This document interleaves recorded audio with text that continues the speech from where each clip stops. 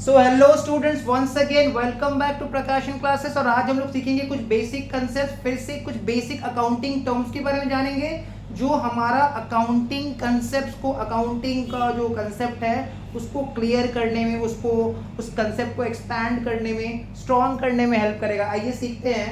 आज हम लोग सीखेंगे अमोर्टाइजेशन के बारे में। What is amortisation? ठीक है, हमने सीखा था अबाउट डेप्रीशिएशन। डेप्रीशिएशन का मतलब क्या सीखा था हमने? डेप्रीशिएशन का मतलब होता है gradual decline in the value of fixed tangible asset. Depreciation का मतलब क्या सीख रहे थे? Gradual decline in the value of fixed tangible asset. जब भी फिक्स्ड टैंजिबल एसेट का वैल्यू डिक्रीज कर जाता है, ग्रेजुअली डिक्रीज कर जाता है, धीरे धीरे डिक्रीज कर जाता है, उसको हम लोग due to efflux of time, due to efflux of time, wear and tear, obsolescence, change in technology, change in fashion etcetera, उसको हम लोग डेप्रीशिएशन बोलते थे। ये हम लोगों ने अपना प्रीवियस वीडियो में कवर अप कर रखा है। Amortisation is exactly similar to depreciation. Amortisation is exactly similar to depreciation. Amortisation में क्या हो रहा है? Intangible fixed asset, intangible fixed asset का जब वैल्यू गिरेगा उसको हम लोग क्या बोलेंगे? अमोर्टाइजेशन। इंटैंजिबल फिक्स्ड एसेट का जब वैल्यू गिर जाता है उसको हम लोग क्या बोल देते हैं? अमोर्टाइजेशन। तो देखिए क्या लिखा हुआ है, अमोर्टाइजेशन मींस ग्रेजुअल डिक्लाइन। मतलब कोई भी इंटैंजिबल फिक्स्ड एसेट, कोई सॉफ्टवेयर है, ठीक है, कोई भी intangible fixed asset, for example कोई सॉफ्टवेयर है, गेमिंग सॉफ्टवेयर है या कोई भी तरह का सॉफ्टवेयर है, उसका वैल्यू, उसका जो एक्सपेक्टेड लाइफ है वो एक बार में खत्म नहीं होता है, धीरे धीरे खत्म होता है, gradual decline. So amortisation means gradual decline in the value of fixed intangible asset. Depreciation tangible asset के ऊपर होता है और इनटैंजिबल एसेट का वैल्यू गिरता है तो उसको बोलते हैं अमोर्टाइजेशन। टैंजिबल एसेट का जब वैल्यू गिरता है उसको बोलते हैं डेप्रीशिएशन। इनटैंजिबल एसेट का वैल्यू जब गिरता है उसको क्या बोलते हैं? अमोर्टाइजेशन। ठीक है, so amortisation means gradual decline in the value of fixed intangible assets due to efflux of time, time बीतने के कारण, due to passage of time, change in technology, technology अगर चेंज हो जाएगा, मान लो अगर टेक्नोलॉजी अपग्रेड हो गया तो जो एग्जिस्टिंग टेक्नोलॉजी है उस पर मान लो कोई सॉफ्टवेयर काम नहीं करेगा।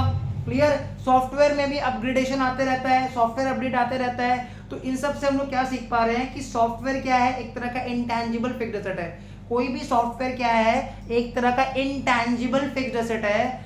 उस सॉफ्टवेयर में अगर कोई अपग्रेडेशन आता है, टेक्नोलॉजी में चेंज आता है, तो इससे क्या होगा? एग्जिस्टिंग सॉफ्टवेयर, एग्जिस्टिंग टेक्नोलॉजी का वैल्यू कम हो जाएगा। इसी को क्या बोलते हैं? अमोर्टाइजेशन। अमोर्टाइजेशन का मतलब क्या होता है? ग्रेजुअल डिक्लाइन, धीरे धीरे इंटैंजिबल फिक्स्ड एसेट का वैल्यू कम हो रहा है। ठीक है, अमोर्टाइजेशन का मतलब क्या हो गया? Amortisation means gradual decline in the value of fixed intangible asset.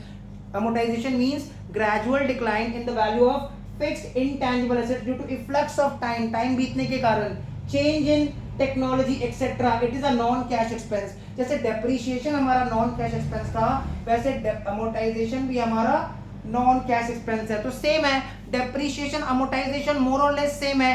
Tangible fixed asset का जब वैल्यू गिरता है उसको बोलते हैं डेप्रीशिएशन। इनटैंजिबल फिक्स्ड एसेट का वैल्यू गिरेगा तो अमोर्टाइजेशन। टैंजिबल फिक्स्ड एसेट का वैल्यू गिर जाएगा तो उसको क्या बोलते हैं? डेप्रीशिएशन। इनटैंजिबल फिक्स्ड एसेट का वैल्यू गिरता है तो अमोर्टाइजेशन। क्लियर? नेक्स्ट, एप्रिशिएशन का मतलब क्या होता है? जब भी कोई फिक्स्ड एसेट का वैल्यू अप्रिशिएट हो जाता है, इंक्रीज हो जाता है, वैल्यू बढ़ जाता है, जब भी कोई भी फिक्स्ड एसेट का वैल्यू इंक्रीज हो जाता है उसको हम लोग क्या बोलते हैं? एप्रिशिएशन। ये बिजनेस के लिए इनकम है।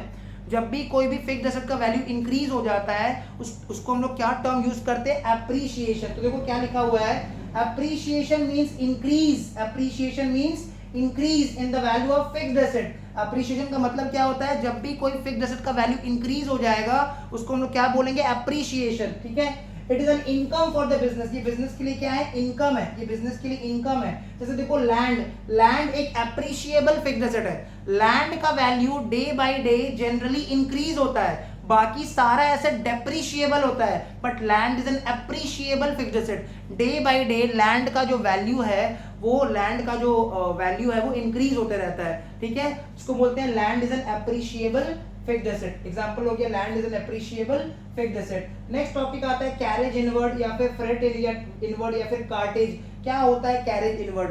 रॉ मटेरियल को मार्केट से या फिर सप्लायर के प्लेस से फैक्ट्री तक लाने के लिए जो गाड़ी भाड़ा का खर्चा है, जो ट्रक में लाने के लिए जो खर्चा लगेगा, जो ट्रांसपोर्टेशन कॉस्ट लगेगा, कोई भी सामान को, कोई भी गुड्स को, कोई भी रॉ मटेरियल को मार्केट से, सप्लायर के प्लेस से फैक्ट्री तक या फिर बिजनेस प्रेमाइसेस तक लाने के लिए जितना भी खर्चा लग रहा है, मार्केट से गुड्स को बिजनेस प्रेमाइसेस तक लाने के लिए जितना भी ट्रांसपोर्टेशन कॉस्ट लग रहा है, उसको हम लोग क्या बोलते हैं, कैरेज इनवर्ड या फिर फ्रेट इनवर्ड या फिर कार्टेज। ठीक है, कोई भी सामान को, कोई भी गुड्स को मार्केट से फैक्ट्री तक या फिर मार्केट से बिजनेस प्रेमाइसेस तक या फिर सप्लायर के प्लेस से बिजनेस प्रेमाइसेस तक, मतलब जब भी हम लोग परचेज करते हैं ना, तो परचेज किया हुआ गुड्स को बिजनेस तक लाने के लिए जितना भी ट्रांसपोर्टेशन कॉस्ट लग रहा है, परचेज किया हुआ गुड्स को बिजनेस तक लाने के लिए जितना भी ट्रांसपोर्टेशन कॉस्ट लग रहा है, उसको हम लोग क्या बोल देते हैं, कैरेज इनवर्ड। उसको हम लोग क्या बोल देते हैं, कैरेज इनवर्ड। इसी को फ्रेट इनवर्ड बोलते हैं, इसी को कार्टेज बोलते हैं। तो आइए पढ़ लेते हैं क्या लिखा हुआ है।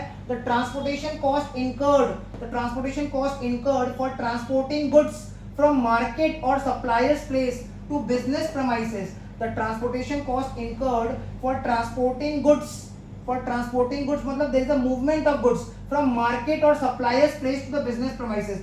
गुड्स का मूवमेंट कहां से कहां हो रहा है, मार्केट से बिजनेस के पास आ रहा है गुड्स। मार्केट में हम लोग जब सामान खरीदेंगे तो हाथ में तो लाएंगे नहीं, ये हमारे घर का आटा थोड़ी है 5-10 केजी जो हाथ में आ जाएगा, ये तो टन्स ऑफ गुड्स है, केजीज में होता है, 10,000 केजी, 50,000 केजी। तो ऑब्वियसली एक ट्रक लगेगा, एक ट्रक के थ्रू इसको लाना पड़ेगा, ट्रक वाला भाड़ा लेगा अपना, तो ट्रक वाला को जो भाड़ा पे करेंगे ना, that is carriage inward. Market से गुड्स को फैक्ट्री तक लाने के लिए जितना भी ट्रांसपोर्टेशन कॉस्ट लग रहा है, मार्केट से गुड्स को बिजनेस प्रेमाइसेस तक लाने के लिए जितना भी ट्रांसपोर्टेशन कॉस्ट लग रहा है, उसको हम लोग क्या बोल देते हैं, कैरेज इनवर्ड। ठीक है, तो transportation cost incurred for transporting goods from market or suppliers place to the business premises is termed as carriage inward। It is also known as carriage on purchase। इसका दूसरा नाम क्या है, इसको carriage on purchase भी बोलते हैं। Sir क्यों ऐसा बोलते हैं, क्योंकि परचेज से रिलेटेड है।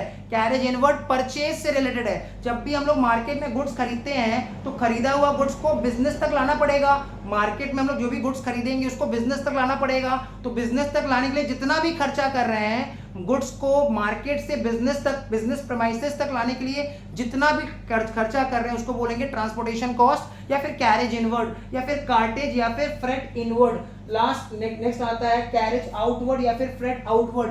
क्या होता है, it is an opposite of carriage inward. जैसे मान लो हम लोगों ने जब मार्केट से गुड्स खरीदा और फैक्ट्री तक लाए, मार्केट से गुड्स खरीद के फैक्ट्री तक लाने के लिए जितना ट्रांसपोर्टेशन खर्चा है, कैरेज इनवर्ड। सिमिलरली बनाए गुड्स, फिनिश गुड्स मार्केट तक पहुंचाना भी तो पड़ेगा, फैक्ट्री से मार्केट तक पहुंचाना भी तो पड़ेगा। फिनिश गुड्स जो बन जाएगा फैक्ट्री में, जो फिनिश हो गया, जो जिसके ऊपर काम खत्म हो चुका है, जो अब रेडी फॉर सेल है, the goods which are ready for sale are finish goods. वो गुड्स जो बिकने के लिए रेडी है उसको बोलते हैं फिनिश गुड्स। तो फैक्ट्री में रॉ मटेरियल आया था, गुड्स बना है, ठीक है, प्रोडक्शन हो गया, प्रोडक्शन कंप्लीट हो गया, now goods are ready for sale. इसको अलग अलग जगह डिस्ट्रीब्यूट करना पड़ेगा। मान लो फैक्ट्री कोलकाता में है तो इसको ऑल ओवर इंडिया डिस्ट्रीब्यूट करना पड़ेगा, तो अलग अलग मार्केट में पहुंचाना पड़ेगा। अलग अलग मार्केट में फिनिश गुड्स को पहुंचाने का, डिस्ट्रीब्यूशन का जो खर्चा है उसको बोलते हैं कैरेज आउटवर्ड। उसको क्या बोलते हैं, कैरेज आउटवर्ड या फिर फ्रेट आउटवर्ड। मतलब कैरेज इनवर्ड परचेज से रिलेटेड है और कैरेज आउटवर्ड सेल से रिलेटेड है, क्योंकि जब तक हम लोग फिनिश गुड्स को अलग अलग जगह मार्केटेबल या फिर डिस्ट्रीब्यूट नहीं करवाएंगे तब तक उसका सेल पॉसिबल नहीं हो पाएगा। क्लियर? तो क्या लिखा है कैरेज आउटवर्ड में, the transportation cost incurred for transporting goods from business premises to the market. क्या इंपॉर्टेंट है, गुड्स का मूवमेंट कहां से कहां हो रहा है, बिजनेस प्रेमाइसेस से मार्केट की तरफ। गुड्स का मूवमेंट कहां से कहां हो रहा है, बिजनेस प्रेमाइसेस से मार्केट की तरफ। For distribution is termed as carriage outward. Distribution के लिए फिनिश गुड्स को जब हम लोग डिस्ट्रीब्यूट करते हैं, ठीक है, अलग अलग जगह पहुंचाते हैं, उसमें जो गाड़ी भाड़ा का खर्चा लगता है उसको बोलते हैं कैरेज आउटवर्ड। ये भी बिजनेस के लिए क्या है, एक्सपेंस है, एंड एक्सपेंस है तो रिकरिंग इन नेचर है। क्लियर? लाइफ स्टॉक क्या होता है, जितना भी डोमेस्टिक एनिमल्स होता है जैसे कैटल, हॉर्सेस, इनको हम लोग क्या बोलते हैं, लाइफ स्टॉक। जितना भी डोमेस्टिक एनिमल्स होता है ना, जैसे कैटल हो गया, हॉर्सेस हो गया, इसको हम लोग क्या बोलते हैं, लाइफ स्टॉक। अकाउंटिंग के लैंग्वेज में इसको क्या बोलते हैं, लाइफ स्टॉक। तो आज का टॉपिक में हमने क्या क्या कवर कर लिया, आज का टॉपिक में हमने सबसे पहले कवर किया अमोर्टाइजेशन के बारे में, then we covered appreciation, carriage inward that is freight inward, cartage same है, carriage outward, freight outward, and the last but not the least life stock. So this was all about today's video. Hopefully video यहाँ तक समझ में आ गया होगा। Like कर देना video को, चैनल को शेयर करो, चैनल को सब्सक्राइब कर दो। क्लियर? और जितना ज्यादा हो सके शेयर करो अपने फ्रेंड्स में। चलिए मिलते हैं नेक्स्ट वीडियो में, टिल देन बाय बाय।